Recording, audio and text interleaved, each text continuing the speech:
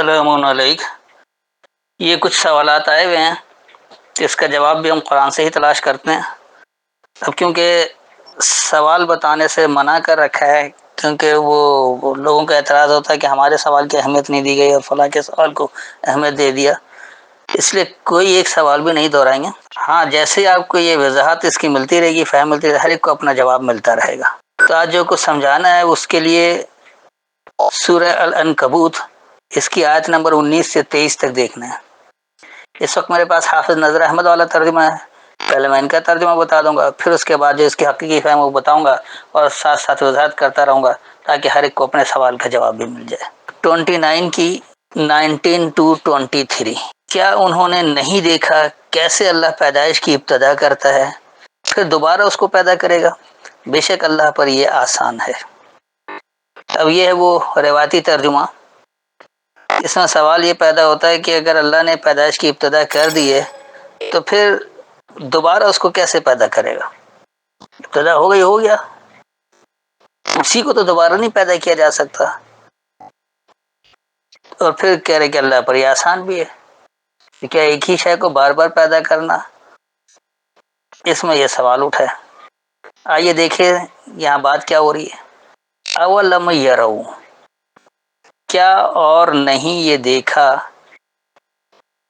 کیف یبدأ اللہ الخلق، کیسے ابتدا کرتا ہے اللہ خاص پیدائش کی، وجود کی، ثم یعیدہ، پھر اس کا اعادہ کرتا ہے، یعنی اسے بار بار پیدا کر رہا ہوتا ہے، اس کو نہیں بلکہ اسی شے کو، جیسے پہلا انسان کیسے آیا اور پھر اس کے بعد انسانوں کی نسل کس طرح سے چل رہی ہے۔ تو یہ ابتدا یبدأ الخلق جو اللہ نے آدم بنائے، اور پھر اس کے بعد جب مرد اور عورت ملتے ہیں اور پھر بچہ پیدا ہوتا ہے، یہ سلسلہ قیامت تک کے لیے جاری رہے گا۔ اس کو یعیدہ کہتے ہیں، اعادہ کرنا، یعنی بار بار کرنا۔ ایک چیز ابتدا کر دی ہے، اب اس کو بار بار اس کو جاری رکھنا، وہ کیا چیز ہے؟ یعیدہ کا یہ مطلب ہے، یہ نہیں کہ اسی کو دوبارہ پیدا کیا جا رہا ہے۔ وہی شے کس طرح سے، آپ اس کی مثال اگر انسان کے علاوہ لینا چاہیں کسی بھی مخلوق میں لے لیں، آپ ایک درخت کو بھی لے لیں تو یقین سے بات کوئی درخت پہلی بار کیسے آیا اور پھر وہ درخت کس طرح آگے بڑھتا رہتا ہے، بیج کے ذریعے، قلموں کے ذریعے، یا کسی اور ذرائع سے، کیسے اس کا اعادہ ہوتا رہتا ہے کہ بار بار ہوتا رہتا ہے۔ ایسے ہی آپ کوئی اور مخلوق لے لیں، ہر مخلوق کی ایک ابتدا تھی، یعنی فرسٹ ٹائم جو اس کو پہلی مرتبہ جو اس کو وجود دیا گیا، اور پھر اس کے بعد وہ سلسلہ ہمیشہ کے لیے جاری ہو جائے، اس کو اعادہ کرنا کہتے ہیں۔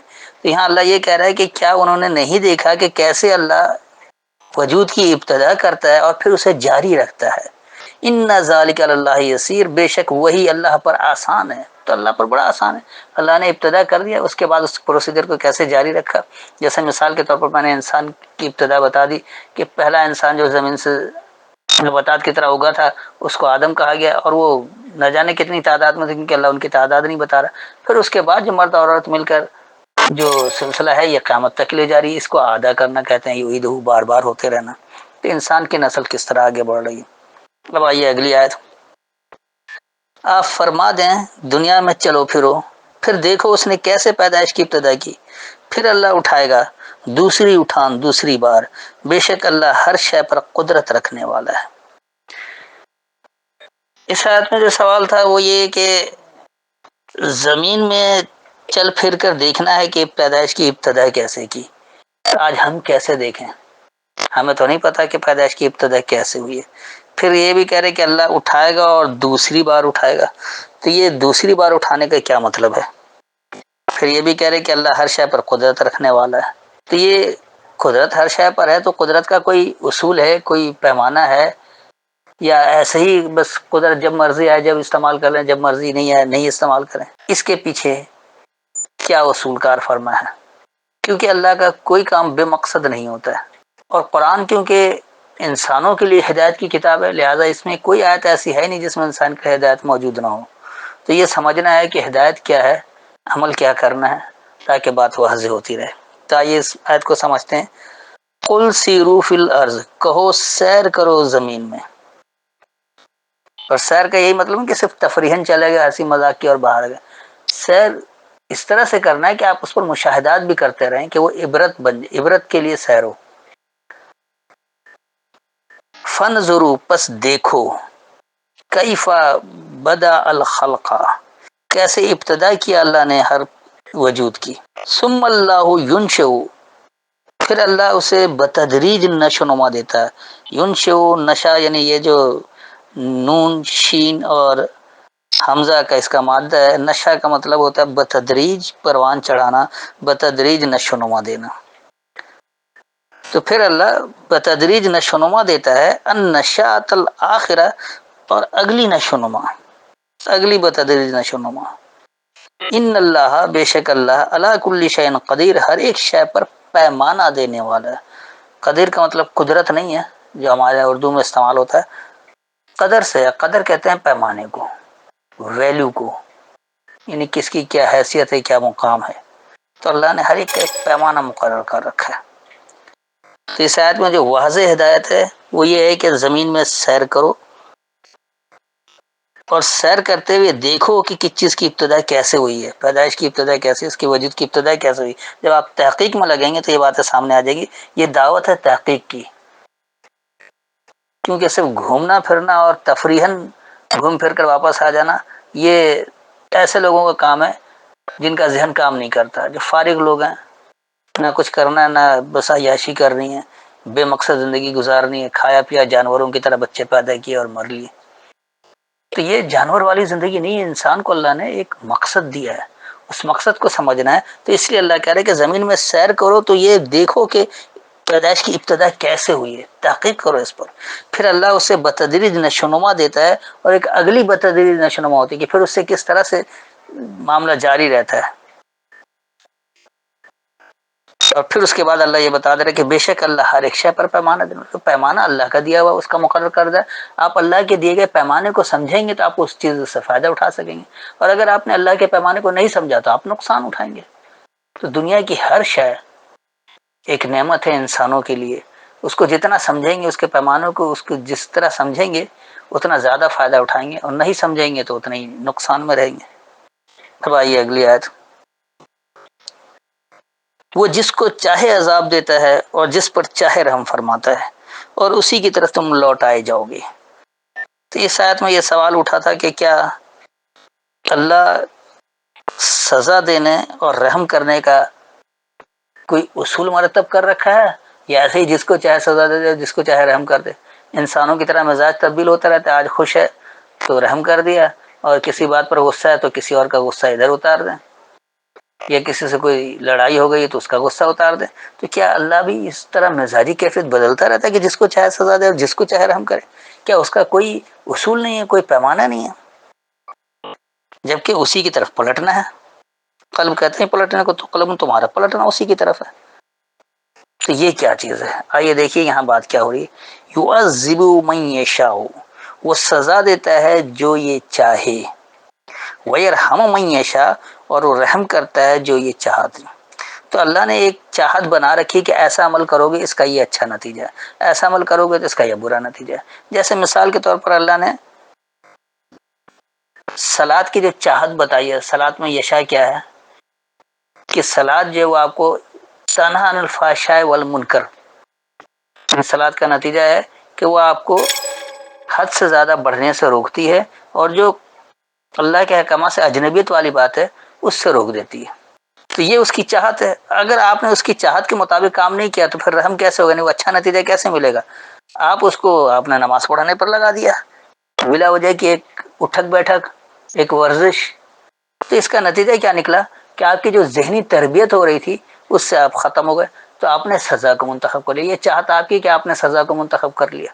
تو یہ اس غلط طریقے سے اللہ کے احکامات پر عمل درآمد ہے جس کا نتیجہ غلط نکلے گا، سزا ہے.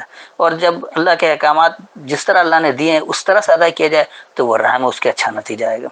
تو یہ رحم اور سزا کا ایک پیمانہ ہے، شاء ہے، اس کی چاہت ہے. اور وہ چاہت اللہ نے اپنی کتاب میں، قرآن میں بتا رکھا ہے کہ کس عمل کا کیا نتیجہ ہے، اس کی کیا چاہت ہے، اور اگر اس کے خلاف کرو گے تو اس کا کیا نتیجہ ہے. اور یہ اس لیے بتایا جا رہا ہے کہ بالآخر اسی کی طرف تمہیں پلٹنا ہے. آخر میں جو حساب کتاب ہوگا، جو یوم القیامت قائم ہوگی، جو نتائج دیے جائیں گے تو وہ اللہ کے احکامات کے تحت دیے جائیں گے، پلٹنا تو اسی کی طرف ہے۔ تو آج کیوں اس کی کتاب سے منہ موڑ رہے ہو؟ آج کیوں اس کے کلام وغیرہ اللہ کے کلام کا شرک کر رہے ہو؟ آج ہی سے سمجھ کر اچھا کام کر لو۔ اب آئیے اگلی آیت۔ اور نہ تم زمین میں اس کو عاجز کرنے والے ہو اور نہ آسمان میں، اور تمہارے لیے اللہ کے سوا نہ کوئی حمایتی ہے اور نہ کوئی مددگار۔ اب دیکھیے یہاں بات کیا ہو رہی ہے۔ اس میں جو سوال ہے وہ یہ کہہ رہے کہ کیا اللہ کو بھی کوئی عاجز کر سکتا ہے؟ کہ اللہ یہ کہہ رہے کہ زمین اور آسمان میں کوئی عاجز نہیں کر سکتا، پھر اللہ کے سوا کوئی حمایتی اور مددگار بھی نہیں ہے، تو یہ کیا بات ہے؟ بات صرف ہلکی سے سمجھ کی ہے کہ وما انتم، تم نہیں ہو، بمعجزین، عاجز کرنے کو۔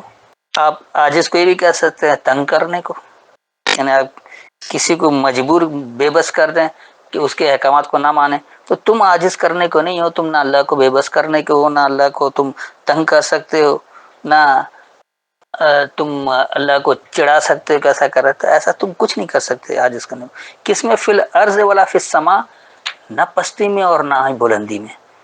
تو تم اگر پستی میں ہو جب بھی اور اگر بلندی میں ہو جب بھی، تم اللہ کو عاجز نہیں کر سکتے، تم اللہ کو تنگ نہیں کر سکتے، تم اللہ کو اس طرح سے بے پناہ نہیں کر سکتے کہ اللہ کیا کرے تمہیں اس کی کوئی پرواہ نہیں، اور تم اپنے حساب سے کام کرتے رہو اور اسے چڑھاؤ، تو ایسا ہرگز نہیں ہو سکتا۔ اور پھر اس کے بعد آگے اللہ کیا کہ وما لکم من دون اللہ، اور نہیں ہے تمہارے لیے اللہ کے علاوہ سے۔ تم نے اور یعنی اللہ کو حاکم بنانا چاہیے، جس کو اللہ نے کہا کہ لا الہ الا اللہ، کوئی حاکم نہیں ہے صرف اللہ ہے، تو آپ نے اللہ کے علاوہ اور حاکم بنا رکھے، اسی کو من دون اللہ کہا گیا کہ آپ نے چھوٹے چھوٹے الہ بنا رکھے ہیں۔ تو وہ کوئی بھی اللہ کے علاوہ سے من ولی ولا نصیر، نہ کوئی نزدیک تر ہے اور نہ کوئی مدد کرنے والا ہے۔ تو اللہ ہی کی طرف آنا پڑے گا، اللہ کے دیے گئے پیمانے کو سمجھنا ہوگا، اس کے حساب سے آپ کو کام کرنا پڑے گا، جب آپ کو وہ نتائج ملیں گے، اور اگر ایسا نہیں کریں گے تو نہیں ملے گا۔ اب آئیے اگلی آیت۔ اور جن لوگوں نے اللہ کی نشانیوں کا اور اس کی ملاقات کا انکار کیا، یہی لوگ میری رحمت سے نا امید ہوئے، اور یہی ہیں جن کے لیے عذاب ہے دردناک۔ اس آیت سے یہ سوال ہے کہ اللہ کی نشانی کہاں ہے کہ اس کا انکار کیا جائے؟ کوئی اس کی وضاحت ہے کہ نشانی کہاں کہاں ہے، کیسے کیا کچھ ہے؟ اور پھر اس سے ملاقات کب ہوگی کہ اس سے لوگ نا امید ہیں، اور یہی لوگ جو پھر وہ رحمت سے مایوس ہوئے، رحمت سے نا امید ہوئے۔ تو جو رحمت سے نا امید ہو گیا ان کے لیے پھر دردناک سزا بھی ہے۔ تو ایسا کیا ہے؟ نشانیاں کیا ہیں جس کا انکار کیا جا رہا ہے؟ اور وہ ملاقات کا وقت کب ہے، کیسے ملاقات ہوتی ہے، وہ کیا ہے؟ تو وہ جو اللہ کی رحمت سے کیوں نا امید ہیں، کیا اس کی بھی کوئی وضاحت ہے؟ آئیے اس آیت کو بھی سمجھتے ہیں تاکہ اس کی وضاحت بھی ہو جائے۔ والذین کفروا، اور جن لوگوں نے انکار کیا، بے آیات اللہ، اللہ کی آیتوں کا، کوئی نشانی نہیں ہے، قرآن کی آیتیں جو اللہ اس کی بات کر رہے ہیں۔ تو جو لوگ اللہ کی آیتوں کا انکار کر رہے ہیں، وہ لقائہ یعنی اس کی ملاقات کا، کیونکہ اللہ آپ سے کتاب میں تو ملاقات کر رہا ہے۔ آپ یہاں پوچھتے ہیں کہ اللہ ہم کیا مانیں، تو اللہ آپ کو بتا رہا ہے کہ کیا ماننا ہے۔ اللہ ہم کیسے زندگی گزارے، اللہ اس میں آپ کو طریقہ کار بتا رہا ہے۔ اللہ ہم کس نظام کے تحت زندگی گزارے، وہ بھی اللہ بتا رہا ہے۔ معاشرہ کیسا بنا ہے وہ اللہ بتا رہا ہے۔ اپنے آپ اپنا کردار کس طرح سے سنوارے وہ بھی اللہ اس میں بتا رہا ہے۔ تو اللہ کی آپ کی ملاقات ہو رہی کتاب میں، جو کتاب میں موجود ہوگا اس سے اللہ بات کر رہا ہے، اس سے ملاقات ہو رہی ہے۔ تو وہ لوگ جو اللہ کی آیتوں کا انکار کر رہے ہیں، اللہ سے بات ہی نہیں کر رہے کہ اللہ کیا حکم دے رہا ہے، انہوں نے اللہ کے کلام میں غیر اللہ کے کلام کی ملاوٹ کر کے اور اس کو اللہ کا حکم سمجھ کر عمل کر رہے ہیں، اس کا وہ نتیجہ نہیں نکل رہا۔ جن کو اللہ نے سلامتی والا کہا ہے، آج دنیا میں وہ دہشت گرد مشہور ہیں۔ جن کو اللہ نے کہا کہ یہ لوگ بہترین معاشرہ اور بہترین نظام، سلامتی والا نظام دینے والے ہیں، تو ان کے یہیں سب سے زیادہ ماحول خراب ہے، ان کا سسٹم ہی کرپٹ ہے، ان کی سب سے زیادہ بد امنی ہے۔ ایسا کیوں ہے؟ اس لیے کہ اللہ کی آیتوں کا انکار کر رہے ہیں جو اس میں پیش کیا گیا ہے۔ لقاء کا مطلب صرف ملاقات نہیں، پیش کرنا بھی کہا جاتا ہے۔ تو وہ لوگ جو اللہ کی آیتوں کا انکار کر رہے ہیں، یعنی جو اس میں پیش کیا گیا اللہ کی کتاب میں، اللہ کی آیتوں میں بتا دیا گیا کہ دیکھو تمہیں کیا کرنا کیا نہیں کرنا، اس ملاقات سے ہی وہ الگ ہو رہے ہیں۔ اس لیے آگے اللہ کہہ رہا ہے کہ اولئک یئسوا من رحمتی، یہی لوگ ہیں جو میری رحمت سے مایوس ہیں۔ جب اللہ کی آیتوں کا انکار کرے، اللہ بتا رہا عمل کیسے کرنا، آپ غیر اللہ سے پوچھ رہے ہیں۔ اللہ کہہ رہا اقیم الصلاۃ، غیر اللہ نے بتایا اقرأ الصلاۃ، آپ اس میں لگ گئے، تو کیا وہ نتیجہ مل جائے گا جو آپ کو اللہ بتا رہا ہے؟ تو اسی لیے اللہ یہ کہہ رہا ہے کہ یہی لوگ میری رحمت سے مایوس ہیں۔ کون لوگ؟ جو اللہ کی آیت کا اس میں جو پیش کیا گیا اس کا انکار کر رہے ہیں۔ تو یہ لوگ دراصل اللہ کی رحمت سے مایوس ہیں۔ پھر اللہ کیا کرے کہ وَأُولَٰئِكَ لَهُمْ عَذَابٌ أَلِيمٌ، اور یہی لوگ ہیں ان کے لیے دردناک سزا ہے۔ تمہارے پاس کتاب موجود ہے، تم کتاب سے ہدایت نہیں لے رہے ہو، کتاب کی آیتوں میں تمہیں پیش کیا گیا کہ بات کیا ہے، کیا کچھ نہیں کرنا، تم اس سے کھول کر ہدایت ہی نہیں لے رہے ہو۔ تو ایسے لوگ جو اللہ کی آیتوں میں جو کچھ پیش کیا گیا اس سے ملاقات نہیں کر رہے ہیں، اللہ کی آیتوں کا انکار کر رہے ہیں، تو دراصل یہ اللہ کی رحمت سے مایوس لوگ ہیں، اور یہی لوگ تو ان کے لیے دردناک سزا ہے۔ تو یہ میں نے ایک ایک آیت کر کے سمجھا دیا، اور اس میں جو صحیح معنی میں جو سوال بنتا تھا میں نے اس کا بھی جواب دے دیا۔ تقریباً ہر شخص کو اپنا جواب مل گیا ہوگا، پھر بھی دو چار لوگ اگر ایسا سمجھتے ہیں کہ ان کے سوال کا جواب نہیں دیا گیا تو وہ دوبارہ سوال کر سکتے ہیں۔ کوئی تشنگی رہ گئی ہو، کچھ نہ سمجھ میں آیا ہو، تو حوالہ دے کر دوبارہ پوچھ سکتے ہیں۔ السلام علیکم۔